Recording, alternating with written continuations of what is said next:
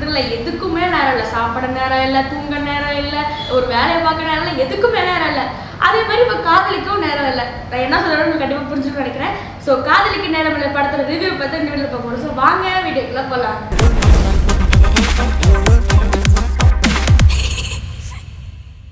So படத்தோட one line பற்றி பார்த்தோம் அப்படின்னா, லவ் பண்ணால் கல்யாணம் பண்ணிக்கணும், கல்யாணம் பண்ணால் குழந்தை பார்த்துக்கணும் அப்படிலாம் எதுவும் கிடையாதுங்க.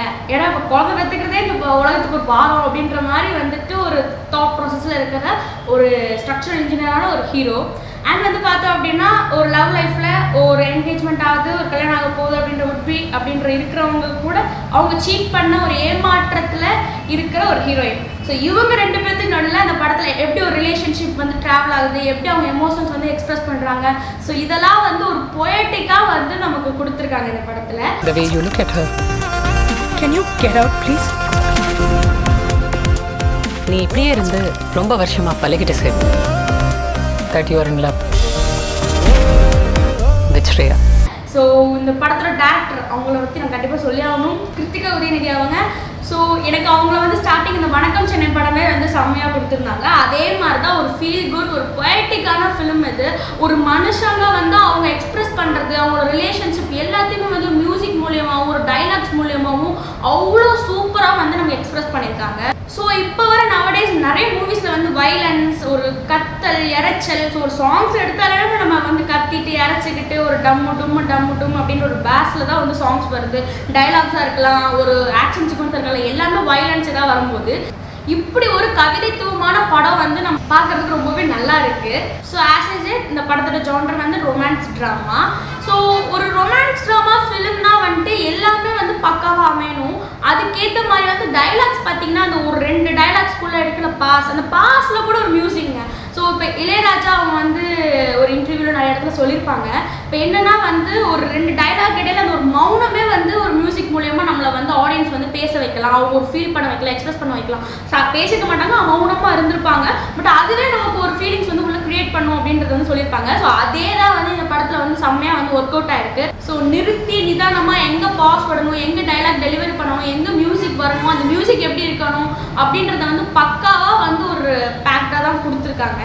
அண்ட் நெக்ஸ்ட் பார்த்தோம் அப்படின்னா, இந்த பிளாட் ஒன்லைனே வந்துட்டு ரொம்ப ஒரு சென்சிட்டிவான விஷயம். லைக் வந்துட்டு ஒரு கே ரிலேஷன்ஷிப் பற்றி வந்து சில சீன்ஸில் வந்து சொல்கிறதா இருக்கலாம். அதெல்லாம் ஓகே தான், அப்படி இது வந்து சகஜமான விஷயம் தான், இதில் எதுவும் இல்லை அப்படின்ற மாதிரி சொல்லலாம். ஒரு கே பேரண்டிங்காக இருக்கலாம். அண்ட் வந்து மெயின் இதில் வந்து டெஸ்ட் டியூப் பேபிஸ் இதை பற்றிலாம் வந்து நமக்கு ஒரு சென்சிட்டிவான பிளாட்டை சொன்னால் கூட எந்த ஒரு இடத்துலையும் முக சுளிக்க வைக்கிறதோ இல்லை என்ன இப்படி பண்ணுறாங்க அப்படின்னு இல்லாமல் அது வந்து ஒரு நல்ல ஒரு எக்ஸ்பிரஷனோட ஒரு ஃபீலோட நமக்குள்ளே கொண்டு வந்து கொடுத்துருக்காங்க. அண்ட் இன்னொரு மெயினான விஷயம், இப்போ ஒரு லவ்வோ அன்போ அது ஒருத்தவங்கள்ட்ட இருந்து வந்து ரொம்ப ஃபோர்ஸ் பண்ணியோ இல்லை வாங்கணும்னு நினச்சி வாங்க முடியாது. அது ஒரு ஃப்ளவர் மாதிரி தானாக மலரணும், ஒரு பூ மலர்வது போல் வந்து ஒரு லவ், ஒரு அன்பு, ஒரு ரிலேஷன்ஷிப்ஸ்குள்ளே வந்து மலரணும் அப்படின்றத வந்து தெளிவாகவே நமக்கு வந்து ஸ்டார்டிங்லேருந்து எண்டிங் வரைக்குமே வந்து அது ஒரு மெசேஜாகவே நமக்கு வந்து கொடுத்துருப்பாங்க.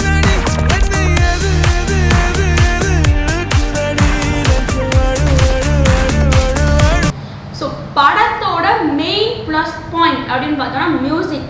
ஒன்னொன்னு ஏஎம்என் அவங்களுக்கு வந்து நம்ம இந்த இடத்துல வந்து பாராட்டி ஆகணும். ஸோ அவங்க வந்து அவங்க கொடுக்குற எல்லா மியூசிக்ஸுமே வந்து செம்மையாக தான் இருக்கும். 2 ஆஸ்கார் இப்படி போயிட்டே இருக்குது. பட் ஆனால் அவங்கள வச்சு ஒரு படம் எடுக்கும்போது, ஒரு மியூசிக் கொடுக்கும்போது வந்து அது இந்த படத்துக்கு வந்து எப்படி வந்து ஒரு வெற்றி கொடுக்கறதுக்காக வரணும் அப்படின்றத வந்து கரெக்டாக வந்து டேரக்டர் அவங்க வந்து யூஸ் பண்ணியிருக்காங்க அப்படின்னு தான் நான் சொல்லுவேன். ஸோ ஒரு சப்போஸ் வந்து நிறைய இந்தியன் இன்ஸ்ட்ருமெண்ட்ஸ் இதெல்லாம் யூஸ் பண்ணியிருக்காங்க. லைக் வயலின், பேக்ரவுண்டில் வயலின்லாம் இருக்கலாம், இல்லை மியூசிக்கில் வந்து வயலன்ஸ் வந்து ரொம்ப ஆட் பண்ணி நீட்டாக வர்றதா இருக்கலாம். அண்ட் வந்து சில இடத்துல வெஸ்டர்ன் சாங்ஸ் வந்து கரெக்டாக மிக்ஸ் பண்ணணும். இப்போ இந்தியன் வெஸ்டர்ன் ரெண்டையும் மிக்ஸ் பண்ணி அது ஒரு ஃப்ளேவராக வந்து கொடுத்துருந்தாங்க. ஒரு ஹியூமன் எக்ஸ்பிரஷனை வந்து நம்ம எக்ஸ்பிரஸ் பண்ணுறதுக்காக ஒரு மியூசிக் வந்து ஒரு சாங் வந்து இருந்தாலே அதுவே வந்து ரொம்ப வரவேற்பத்தக்கதா இருக்குது அப்படின்றது வந்து இந்த படத்துல வந்து கண்டிப்பா ப்ரூவ் பண்ணிருக்காங்க.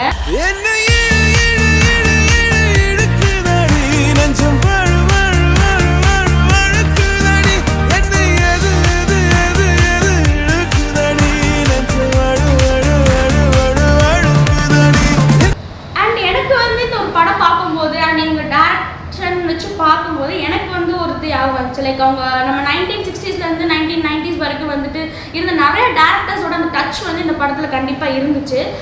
லைக் வந்து எக்ஸாம்பிள் சொன்னால் பாலச்சந்திரன் அவங்க வந்துட்டு ஸோ அவங்களோட மூவிஸ் எல்லாமே வந்துட்டு லைக் உமன்ஸ்க்கு வந்து சுதந்திரம் இருக்கணும், உமன்ஸ் வந்து அடுத்த நிலைமைக்கு வந்து இப்போ நமக்கு ஒரு ஜென்ரேஷன் மாற மாற இந்த இப்பெல்லாம் இருக்கணும் அப்படின்றத வந்துட்டு ஒரு நல்ல ஒரு ஃபீல் குட்டாக வந்து அவரோட மூவிஸில் வந்து நமக்குலாம் சொல்லியிருந்தாங்க.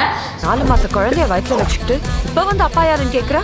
ஏன் என் குழந்தையோட அப்பா சீரியல் கில்லரா இல்லையான்னு தெரிஞ்சுக்க கூடாதா? வேற வழி இல்லை, இன்னும் கரணை தான் கல்யாணம் பண்ணி ஆகணும். இது கரணோடது இல்லை. என்னங்க என்னங்க சொல்றா இவ? அண்ட் வந்து மெயினாக பார்த்தோம் அப்படின்னா சினிமோட்டோகிராஃபி பற்றி பார்த்தோம் அப்படின்னா ஒவ்வொரு டிரான்சிஷன் ஆகலாம். லைக் லாஸ்ட்டில் வந்து இந்த ஃபுட்பால் சீன் டிரான்சிஷன்ஸ் இந்த மாதிரி விஷயங்கள்லாம் வந்து டிரான்சிஷன்லாம் ரொம்ப ஸ்மூத்தாக நமக்கு வந்து ஒரு ஆர்டர் தெரியாமல் அப்படியே அழகாக மூவ் பண்ணியிருக்காங்க. So cinematography transition in everything has been played a main role. ரொம்ப சுகர் கோட்டிங்லாம் இல்லாமல் லைக் கமர்ஷியல் ஃபிலிம்ஸ்க்கு தேவைப்படுற சில இதெல்லாம் இல்லாமல் அப்படியே நார்மலாக ஸ்க்ரீன் பிளே வந்து நீட்டாக போகுது. எந்த ஒரு இடத்துல நமக்கு போர் அடிக்கவோ இல்லை எந்த ஒரு இடத்துலையும் லைக் எப்படா அதை சீன் முடியும் இல்லை எப்படின்னா அந்த மாதிரி இல்லாமல் நீட்டாக வந்து அழகாக மூவ் பண்ணி ஸ்லோவாக தான் போகுது. இந்த படத்துக்கு இந்த எக்ஸ்பிரஷன் நமக்கு எவ்வளோ கொடுக்கணும் அப்படின்றதுக்கு என்ன ஒரு தேவையான ஸ்க்ரீன் பிளேவோ அதை வந்து பக்காவாக பண்ணியிருக்காங்க. ஸோ பெரிய ஆக்டர் பட்டாளமே நடிச்சிருக்காங்க. ஸோ மெயினாக ஹீரோ ஜெயம் ரவி என்கிற ரவி மோகன் அவங்கள பற்றி பார்த்தோம் அப்படின்னா அவங்களோட மூவிஸ் எல்லாமே வந்து ஒரு ஜாலியான கேரக்டராக இருந்தால் ஜாலியாக பண்ணிடுவாங்க, ஒரு ரொமான்டிக் சீன்ஸ் வந்து ரொமான்டிக்காக பண்ணிடுவாங்க. ஸோ அதுக்கேற்ற மாதிரி இந்த ரொமான்ஸ் ட்ராமா அந்த ஜான்ருக்கு ஏற்ற மாதிரி இந்த அவங்களோட சீன்ஸ் வந்து பக்காவாக பண்ணியிருந்தாங்க. You have all the luck when it comes to girls. And வந்து நித்யா மேரன் அவங்க வந்து எனக்கு வந்து ஓ காதல் கண்மணி படத்தில் அவங்க பார்த்த அப்படியே அந்த ஒரு எசன்ஸ் வந்து இந்த இதில் இருந்துச்சு. அவங்களோட டயலாக்ஸ் டெலிவரி, அவங்களோட லுக் எல்லாமே ஆக்சுவலாக திருச்சி ட்ரம்பலத்தில் வேறு மாதிரி இருந்தாங்க. இதில் வந்து திரும்பி எனக்கு அந்த ஓ காதல் கண்மணி படத்தில் பார்க்குற மாதிரி அந்த ஒரு எசன்ஸ் இந்த ஃபிசிக்கலாகவும் சரி டயலாக் டெலிவரியும் சரி எல்லாமே வந்துட்டு எனக்கு அந்த ஒரு இதை வந்து ரிலேட் பண்ணிச்சு. உனக்கு கல்யாணம் பண்ணிக்கணுமா?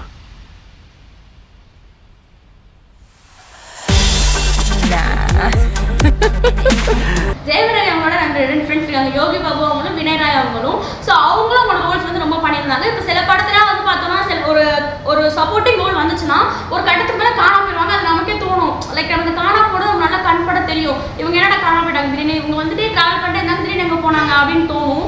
பட் ஆனால் இவங்க 2 பேருமே வந்து ஒரு செகண்ட் ஹாஃப்ல லேட்டாக தான் வராங்க. லைக் ஸ்டார்டிங்கில் வராங்க திடீர்னு காணாம அப்புறமா செகண்ட் ஹாஃப் வராங்க.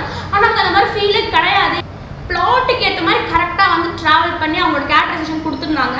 அவங்களுக்கு என்ன சீன்ஸ் கொடுத்துருக்காங்களோ அது வந்து அவங்க பெஸ்ட்டாக பண்ணியிருந்தாங்கன்னு நான் சொல்லுவேன். அண்ட் வந்து காமெடிஸும் ரொம்ப வந்து திணிக்காமல் அந்த ஒரு சீனுக்கு அந்த ஒரு சுச்சுவேஷனுக்கு என்ன நார்மலாக வந்து ஒரு பொதுவாக வந்து பேசும்போதே சில காமெடிஸ் வரலாம், பேசும்போதே நமக்கு ஒரு சிரிப்பு வர மாதிரியான ஒரு தன்மையை தான் அவங்க கொடுத்துருந்தாங்க. வெஸ்டர்ன் ஐடியாலாம் வேற கண்ட்ரியில் வச்சுக்கோ, இது இந்தியா மை கண்ட்ரி. அண்ட் இங்கே வந்து மெயினாக வந்து டிஜே பானு அவங்களை பற்றி சொல்லி ஆகணும். அவங்க நடித்த படங்கள்லாம் வந்து அவங்களோட ஆக்டிங் ஸ்கில்ஸ் வந்து ரொம்பவே நல்லா இருக்கும். அண்ட் அதே மாதிரி தான் இதுலேயும் கொடுத்துருந்தாங்க. லைக் வந்து இப்போது அவங்க ஃபஸ்ட்டு வந்து ஆக்ட் பண்ணதை விட அவங்க செகண்ட் ஹாஃபில் வந்து ஒரு சில சீன்ஸில் வருவாங்க. ஸோ அங்கே வரும்போது அவங்க பேசுகிறத விட அந்த பேக்ரவுண்ட் மியூசிக்கில் அவங்களோட எக்ஸ்பிரஷன்ஸ் வச்சு நம்மளால் வந்து அதை ஃபீல் பண்ண முடியும். லைக் அவங்க ஒரு அழுகை சீனில் அவங்களோட எக்ஸ்பிரஷன் இருக்கலாம், இல்லை ஒரு சந்தோஷமான சீனில் இருக்கலாம், இல்லை அவங்களோட லவ் வந்து ப்ரூவ் பண்ணுறதுக்காக ஒரு சில பல டைலாக்ஸ் பேசியிருப்பாங்க. ஸோ அந்த இடத்துலலாம் அவங்க ஃபேஸ் எக்ஸ்பிரஷன்லேயே நம்மளால் அதை புரிஞ்சுக்க முடியுது. நம்மளும் அதை சேர்ந்து ஃபீல் பண்ணுற மாதிரி தான் அவங்க வந்து அந்த இடத்துல அவங்க டெலிவர் பண்ணியிருந்தாங்க.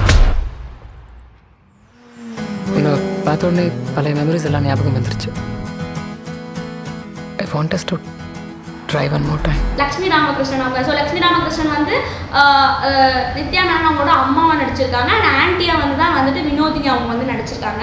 அப்பா வந்து மனோ நடிச்சிருக்காங்க. ஸோ இவங்க எல்லாமே வந்து சின்ன சின்ன சீன்ஸ் வந்தாலுமே அவங்களோட பெஸ்ட்டை கொடுத்து நமக்கு மைண்டில் இன்னும் நிற்கிறாங்க. அவங்க வந்து ஒரு படம் ஃபுல்லாக ட்ராவல் ஆன மாதிரி தான், ஒரு மெயின் ரோலாக ட்ராவல் ஆன மாதிரி தான் நமக்கு ஃபீல் ஆகுது.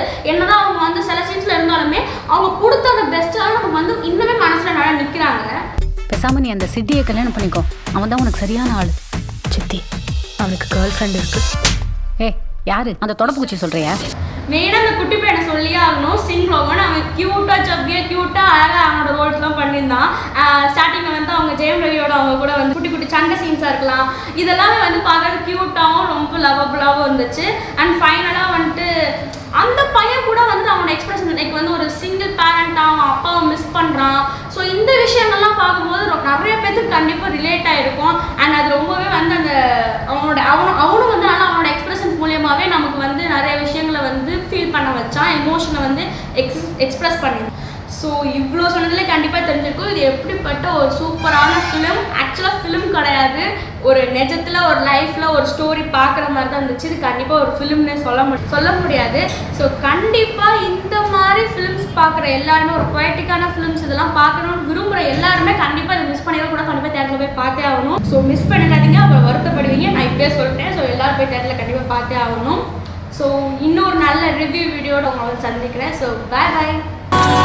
இந்த வீடியோ உங்களுக்கு பிடிச்சிருந்தா லைக் பண்ணுங்கள், கமெண்ட் பண்ணுங்கள், ஷேர் பண்ணுங்கள். அண்ட் இன்னும் நிறைய வீடியோஸ் பார்க்க ஏஞ்சல் சீக்ரெட் சேனலை சப்ஸ்கிரைப் பண்ணுங்கள். பக்கத்தில் இருக்க பெல் பட்டனை கிளிக் பண்ணிக்கோங்க. அப்போ தான் நான் போடுற அப்டேட்ஸ் உங்களுக்கு உடனே கிடைக்கும். Bye bye guys. Innovative world through angel secret YouTube channel. Thank you.